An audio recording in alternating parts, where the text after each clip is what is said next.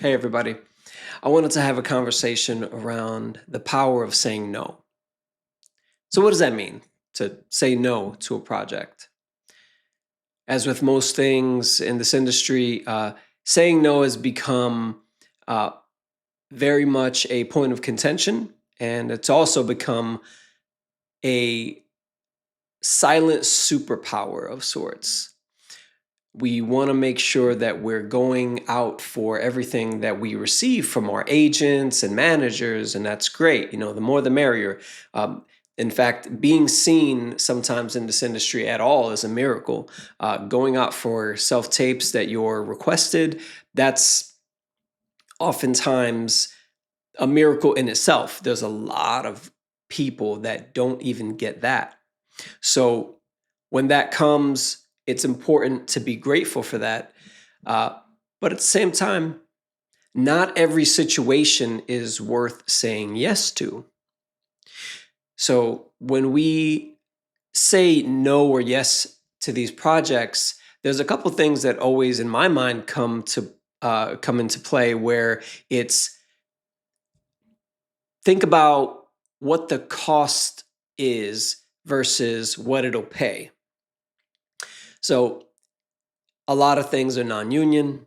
There are very few and far things that are considered, SAG or union pay. So when more often than not, you're going to get non-union commercial work. And if you get that, good on you. You're lucky.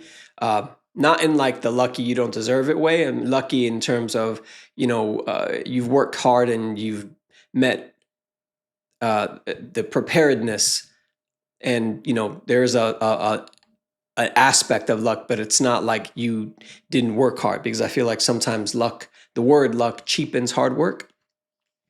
But yeah, so yeah, think about what it'll cost, right? Versus what it's going to pay. So you get a job, like you get a audition, and you're like, oh my god, you get that initial high, right? That you're like, oh my god, this is great. You're just coming off of like a long period of time that you haven't gotten anything at all, and then something comes in, fantastic, right? So you read it maybe once, maybe twice, and then you say, all right, well, fine, I'm available on these dates, fantastic. Sometimes you get to a point where you're like, this doesn't pay the greatest, but it's still decent enough money, right? So you have to also think about, all right, well, what else is it going to cost you? Because oftentimes you're going to be working as a local, even if you don't live in that city. So you'll say, you know what, fine, I'll eat the whatever amount of money it costs to make the trip up there. But then I always like to think of, again, what's it going to cost me? So you're in one part of the country, it takes place on another part of the country, New York, LA, whatever. So let's say you're in Texas, you got to go to Los Angeles for a shoot, and it's what, at very least 300-ish dollars to get up there. Then you have to worry about what it costs to eat, to drink, to get a hotel for the night or the nights that they require you to. Those are all things that should come into play when you're making those decisions.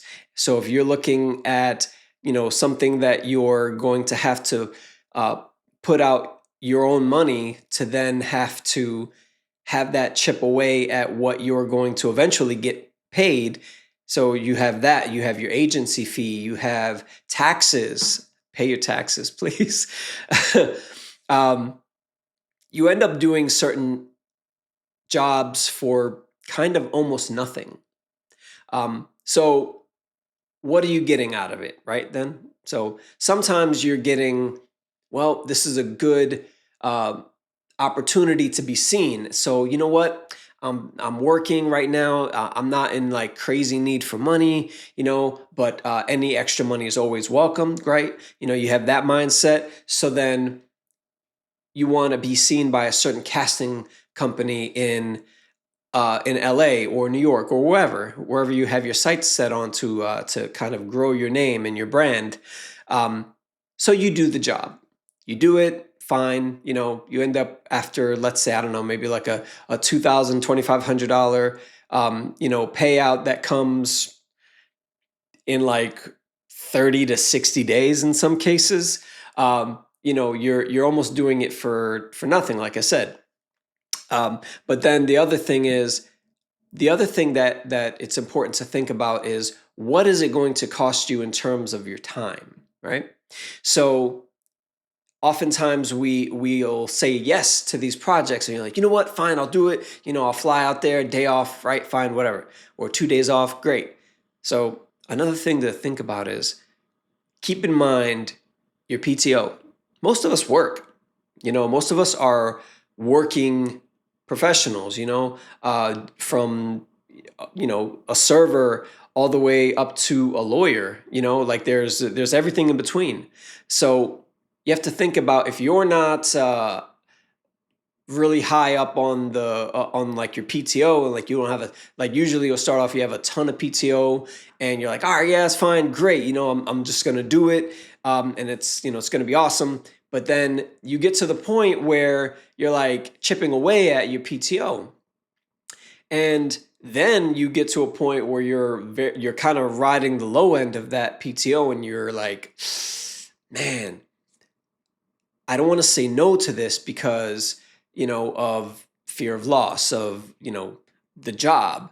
And then that leads to other things. There's certain agencies out there that will drop you if you miss too many, opportunities that they put out there for you. So if they get you these auditions and you keep saying no, then, because you're maybe holding out for like a big fish, or, like a series or a movie, something like that, something that's like, like that has like meat on it like that, you risk that. So you risk that. You also risk, in many cases, being blackballed, by your agency. Maybe they drop you, maybe they put and this doesn't happen.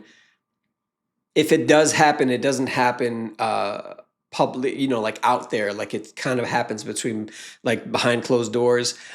So you don't want to basically set a reputation for yourself that you're flaky, or that you can't be, like you can't be counted on for these shoots. So that leads me to, what's the big picture, right? So you have all these things that you have to think about. You want to make it in this industry, you want to make a name for yourself, but that comes with certain sacrifices, your time, your money in some cases, your good name, which I think is the biggest one out of all of them. And so what kind of career do you want? Are you a journeyman actor or actress, where you're okay with, oh, it's fine, I have my regular 9 to 5, it's like a paying hobby, right? Like, it's a hobby that pays you back sometimes, for your time. If something bigger happens, fantastic, great. And then you have this, this opportunity that might come, that might, catapult you to another level, great. Are you a commercial focused actor, where you kind of just want to make money? You want to make as much money as you can. You're going to go out for every little thing that's available. That's okay too, if that's what you want out of the career. Are you trying to be more film and television focused, theater focused? So do you have those opportunities that will allow you to be more focused on that? So when your agency puts you out there for commercial work, but you want kind of, you don't really bite on a lot of the commercial auditions because you're holding out for more film or television roles or theater roles, then that kind of puts you in a position where you have to really think about the type of career that you want. So these are all things that are super important to think about. I've definitely been in the position at one point in time where I've been dropped from agencies because of that. Because of, well, I'm riding too low into my PTO, and I can't, like, I can't take 2 days out of my PTO to take a trip that's going to take 4 days, because they require you to make a fitting 2 days prior. So that means you have to leave the day before that, make the trip, pay for hotels and everything else, and food and everything else, and they don't reimburse you because you're a local, and you're stuck in a position where you can't really commit to every single one of the callbacks and the auditions because it just doesn't make sense financially for you sometimes. And yes, there's a degree of, well, contact us, let us know. But then that only goes so far, because at the end of the day, you're a product, okay?